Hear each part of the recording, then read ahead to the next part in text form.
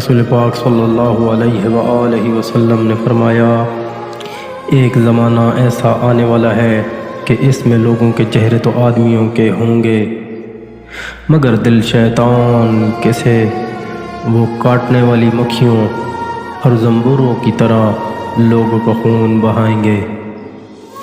وہ برائیاں کریں گے اور ان سے باز نہ آئیں گے۔ اگر تم ان کا اتباع کرو تو تم کو شک میں ڈال دیں گے، اور اگر ان سے بات کرو گے تو تم کو جھٹلائیں گے۔ اگر ان سے چھپو گے تو تمہاری غیبت کریں گے۔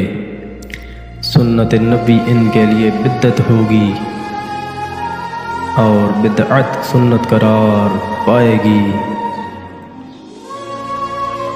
ایسا زمانے میں خدا ان کو بارش سے محروم کر دے گا اور ان میں سے بدتر لوگوں کو